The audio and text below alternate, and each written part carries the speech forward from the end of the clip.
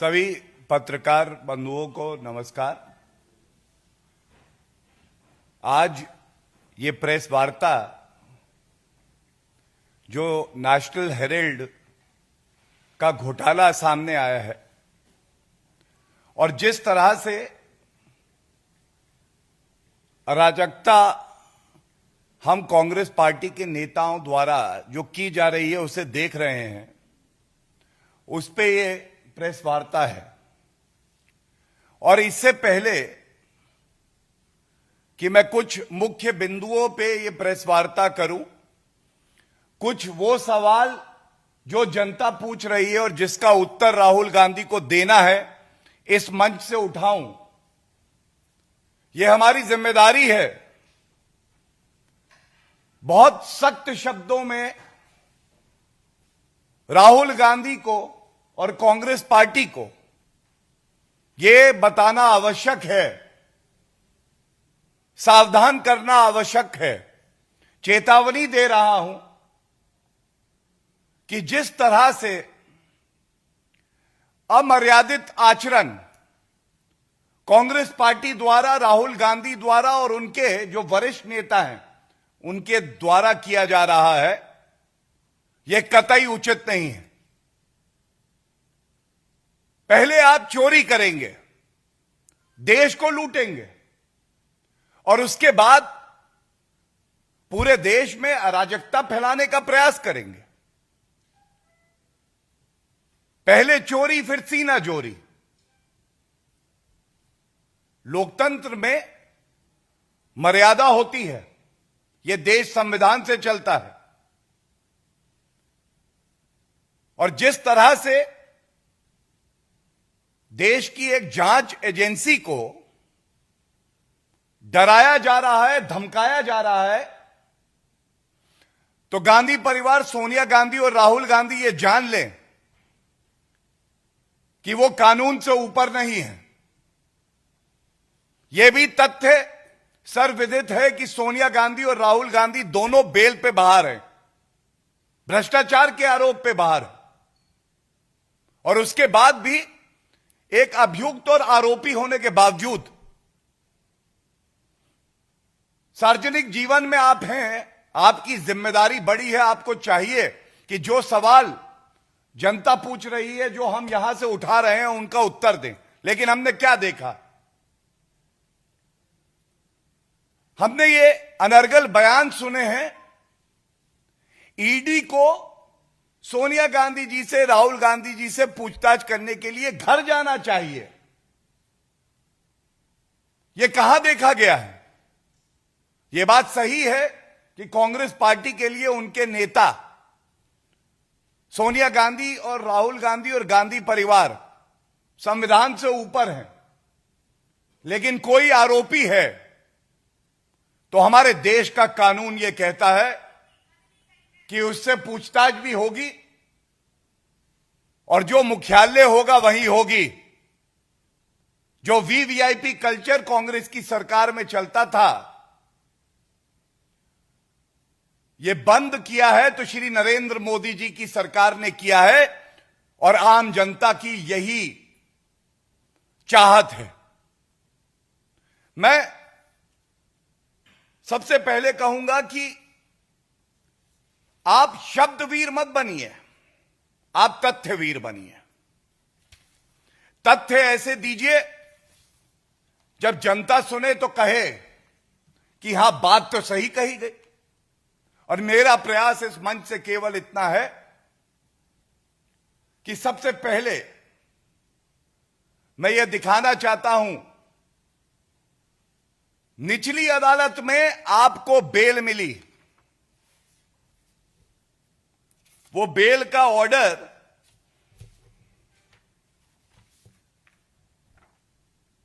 आपको एक आरोपी मानता है।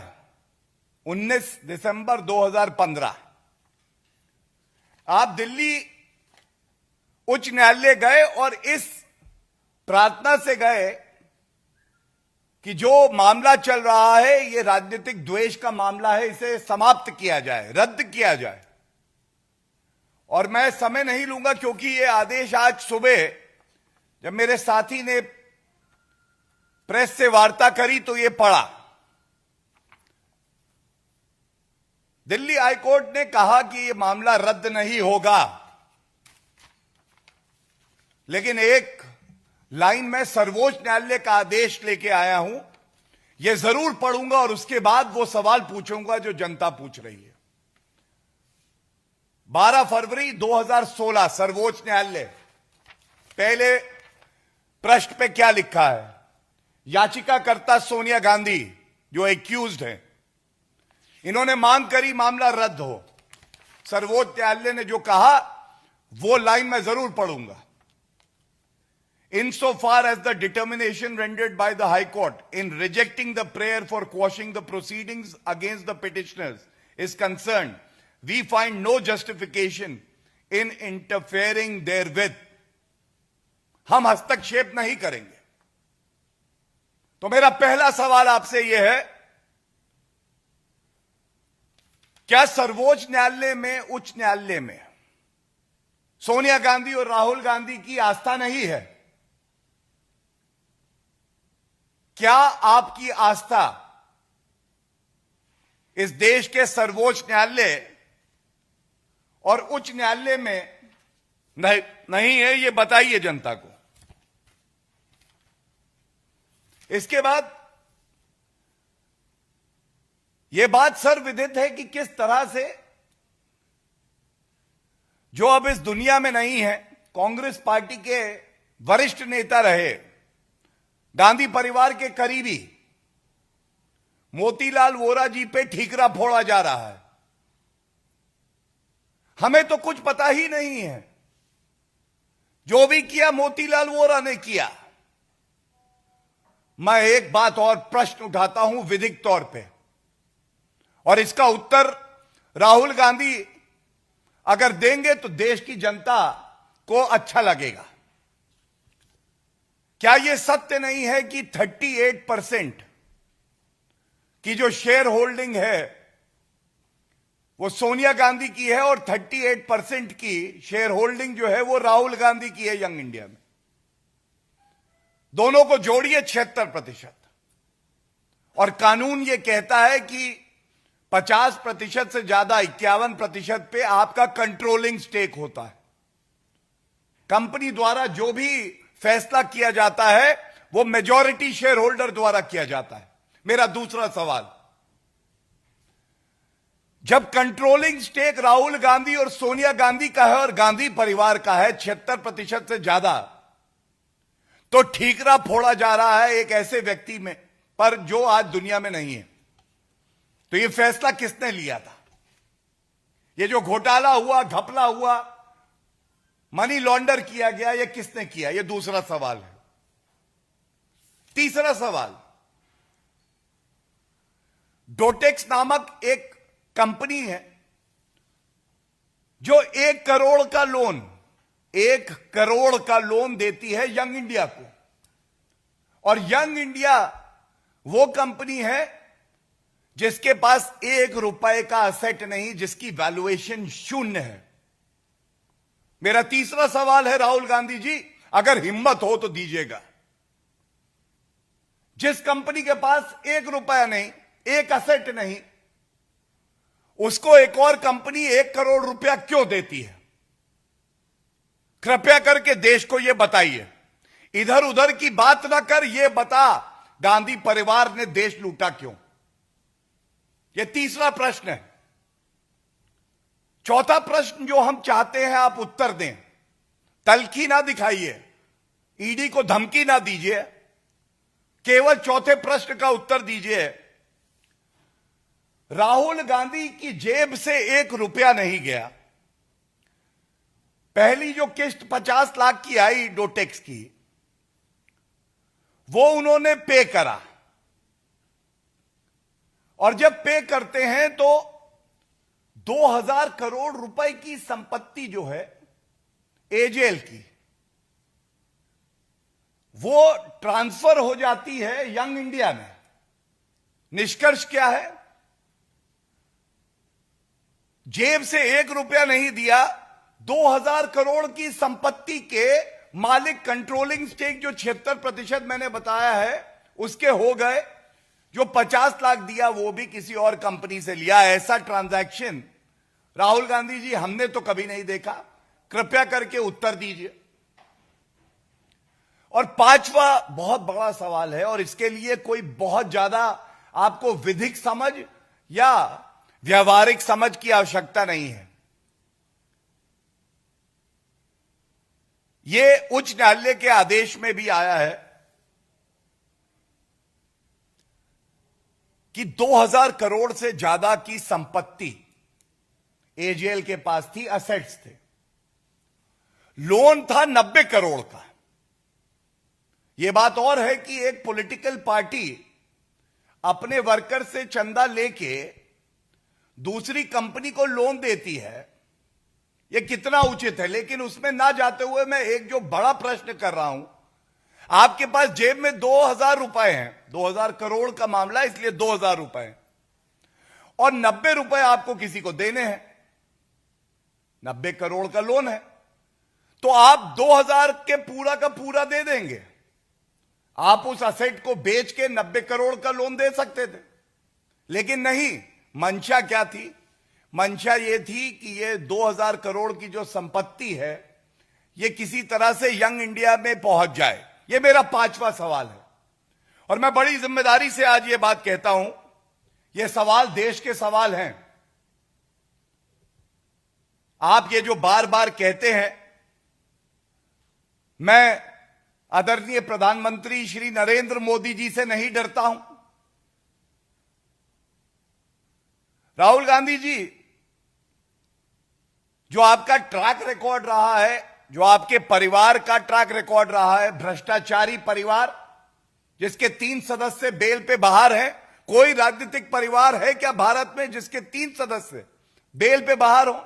सोनिया गांधी, राहुल गांधी, रॉबर्ट वाड्रा। यह बात सही है कि आपको अगर डर नहीं लगता है तो डर नहीं लगता है भ्रष्टाचार करने से। आपके परिवार को और पार्टी के लीडर को डर नहीं लगता है तो वो कानून तोड़ने से, और आपको डर नहीं लगता है जब आप धमकी देते हैं देश की एक जांच एजेंसी को।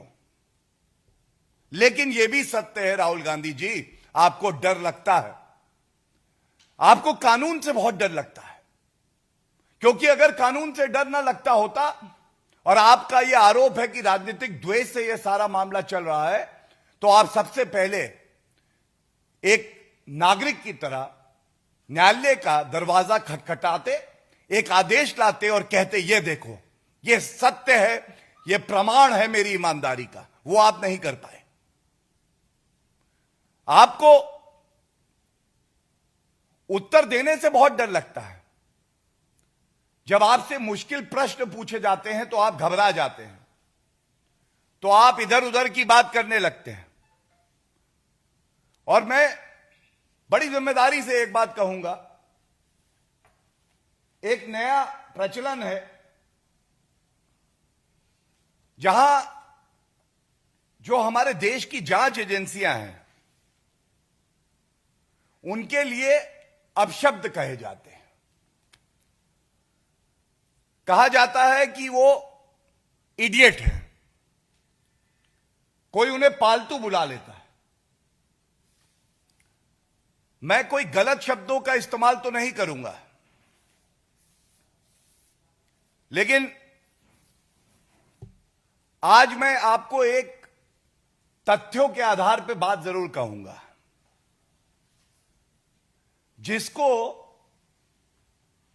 गांधी परिवार के समर्थक और लीडर इडियट बुलाते हैं, उस ईडी ने 1,05,000 करोड़ रुपए की जो अवैध संपत्ति है उसे जब्त किया है। उसने 992 चार्जशीट दायर करी है न्यायालय में, जिससे कि जो देश को लूटते हैं उनको सजा हो सके, और 400 गिरफ्तारी करी है और 25 लोग कन्विक्ट करवाए हैं। लेकिन दुखद यह है, खुली छूट है कांग्रेस में कि आप जांच एजेंसियों के लिए पालतू जैसा शब्द का इस्तेमाल करिए, उन्हें इडियट बुलाइए। और कांग्रेस पार्टी के लिए जो जीनियस है आप जानते हैं आइंस्टाइन से ज्यादा जिसे समझ कांग्रेस पार्टी वाले कहते हैं है, उसका ट्रैक रिकॉर्ड देखिए। कौन आरोप लगा रहा है? आज राहुल गांधी बेल पर बाहर हैं, यह सत्य है। जनता ने उनको नकारा है। अमेठी का चुनाव वो हार गए, 40 चुनाव वो हरवा चुके हैं। संसद वो जाते नहीं, उनकी अटेंडेंस 40% है। ये है जीनियस। और जो 1,05,000 करोड़ रुपए की अवैध संपत्ति को जब्त करती है, टैक्स पेयर का रुपया सुनिश्चित करती है कि आम जनता के लिए लगाया जाए, उसको इडियट और पालतू बुलाया जाता है। और अभी जब इस प्रेस वार्ता के लिए मैं आ रहा था तो एक आदेश आया ईडी कोर्ट से, जिसमें हमने देखा है कि संजय राउत, जो खुद अभी एक आरोपी हैं, वहां भी ऐसी ही दलील दी जाती है, राजनीतिक द्वेष का मामला है। लेकिन पहले 4 दिन की ईडी रिमांड में उन्हें दिया गया और आज जो फैसला आया है, न्यायालय ने कहा है कि 4 दिन के लिए और इन्हें ईडी की कस्टडी में रखा जाएगा। और जिसे ये कहते हैं कि ईडी इशारों में काम करती है किसी नेता के, यह अपमान है भारत के संविधान का, न्यायपालिका का, नागरिक का, हर उस व्यक्ति का जिसकी आस्था संविधान में है। और न्यायालय ने आज क्या कहा है, यह बात मैं आपके सामने रख दूं। जो स्पेशल जज हैं, उन्होंने कहा है कि remarkable progress has been made in the investigation Sanjay Raut के मामले में।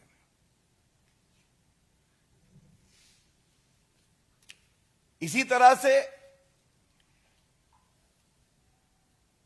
पश्चिम बंगाल में भी हमने देखा है, ईडी ने न्याय संगत कार्रवाई करते हुए जो कदम उठाए, हमने देखा कि गुलाबी नोटों के पहाड़ दिखाई दे रहे थे, उसमें कार्रवाई हुई, किसी न्यायालय ने हस्तक्षेप नहीं किया। लेकिन बुरा कौन है? जांच एजेंसी है। सारे भ्रष्टाचारी इकट्ठे हो रहे हैं। जब देश को लूटते हैं तब नहीं सोचते हैं, लेकिन जब सवाल पूछो तो कहते हैं कि जो सवाल पूछ रहा है जांच एजेंसी बुरी है, इडियट है, पालतू है।